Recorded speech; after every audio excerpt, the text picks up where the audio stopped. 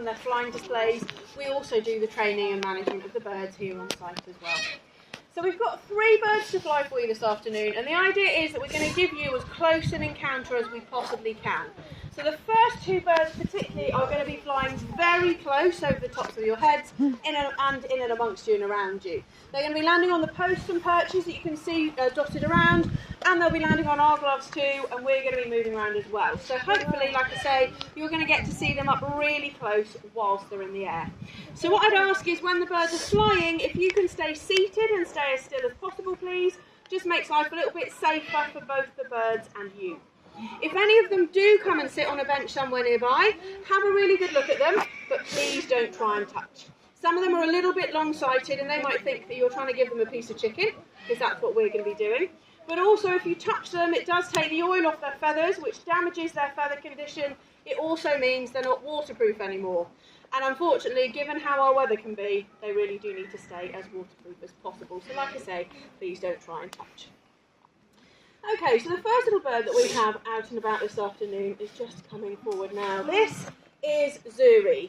Zuri is a female European or common kestrel. So she is one of our native birds of prey. You can see little birds exactly like Zuri flying around pretty much all over the country. They're fairly widespread. And you will notice, hopefully very quickly, that she is going to fly very close. And she flies very fast as well. As a kestrel, she is a member of the falcon family. And the falcons are the fast-flying birds of prey. As you can see, she's very quick. She is also very manoeuvrable. And now the larger falcons, the likes of the peregrines, the manners, the jers, they're designed to catch predominantly other birds in the air. So if you're catching birds, you have to be pretty quick to outfly them. Hence, the falcon family is very quick. But kestrels like Zuri, whilst they can catch other birds, and will occasionally, their main food source is made up predominantly of things like mice and voles. So if you're a very quick bird, and you're catching prey that is much slower and running around on the ground, you have to develop a different way of doing it. So kestrels have developed the ability to hover. And they are the only bird that we have in this country that is capable of doing a true hover. And by that I mean that they're able to stay stationary in the air by flapping those little wings very, very quickly. Now if you're ever lucky enough to see a kestrel hovering, and the places that that's likely to be would be either along roadside verges, farmland potentially. Also you see them hovering quite a lot around cliff edges, because they tend to live in those kind of areas too. You are actually watching a bird that is actively hunting. Kestrels are what we call diurnal birds of prey, so they're day hunters. And all day hunting birds of prey use their incredible eyesight to locate their prey.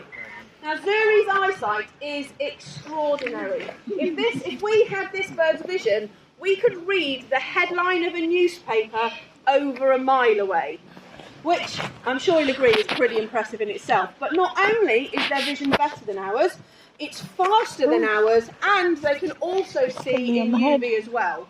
And that really is an incredibly useful skill to have if you're a kestrel. Because if you think about it, if you're a little kestrel like Zuri and you're flying around hedge height, maybe slightly higher, and you're looking for a little mouse that's running around in the grass, it's going to be pretty difficult to see the individual mice.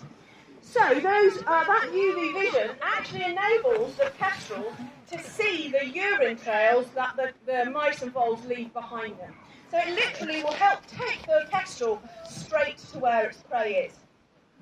So when they're hunting, they'll be looking for all of these different signs. If they can see the mouse or vole, then great. If not, they're looking for those urine trails. They're looking for movement in the grass. And when they see it, at that point, that's when they stop and they hover.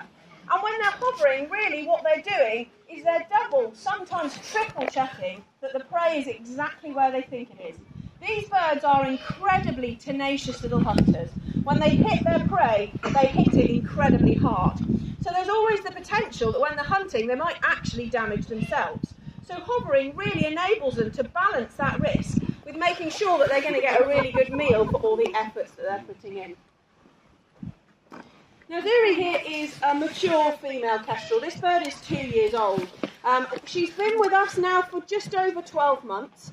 And for the first almost year of her life, she was based at another centre where she was bred, and she was flown on display there. Now when she was flying there, she flew in a very different way to the way that we fly her here. Basically, her displays would have been from the front and up the field rather than over the top. So when she joined us, we didn't really know how she was going to feel about flying close to people. As you can see, she absolutely loves it. She flies as close, if not closer, than some of the birds that have been doing it all of their lives, and she really seems to get a kick out of coming really close. And it's lovely for us to be able to bring a bird that you can see flying around in the local area so close to you, because the chances of you actually seeing one this close in the wild are pretty much impossible. It's very, very unlikely at the least. So yeah, to be able to bring one this close is lovely. It also, I think, gives you a little bit of an idea what it might feel like to be hunted by one, which I think is quite fun as well. Now, kestrels are one of the few birds of prey where the males and females actually don't look the same. It's usually the plumage is very similar, if not identical. And therefore, the main way that we tell the difference is by size, because with birds of prey, generally speaking, the females are larger. But with mature kestrels, their coloration is different. So when any kestrel hatches and it grows its first feathers, they all look like females, so they all look like Zuri here. But in the following summer, when the bird is about a year old, that's the point that they start to molt. So they lose their old feathers and they start to grow new ones. And at that point, the male's coloration changes. So a male European kestrel has a kind of a bluey-grey head, a salmony-coloured back and a very light grey tail, so they are quite different. We have a little male in the centre, he's called Beau, so if you haven't had a chance to have a look around before you came out to see the display, do go and have a look around after, and hopefully you'll be able to notice the difference. He is, as I said though, also a little bit smaller. In the bird of prey world, the females are bigger, they're more powerful, and they literally rule the roost. Good girl. Okay, she's done well. And because she's very small, I'm actually going to take her straight back into her enclosure, because birds of prey will predate on each other. And she is the smallest bird that we're going to fly. So we're going to pop her away for her safety. I'm going to be gone for a couple of minutes. When I'm back, we've got someone a little bit larger.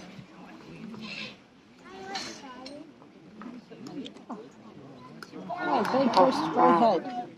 She flew straight by me, nearly whacked me with her feathers.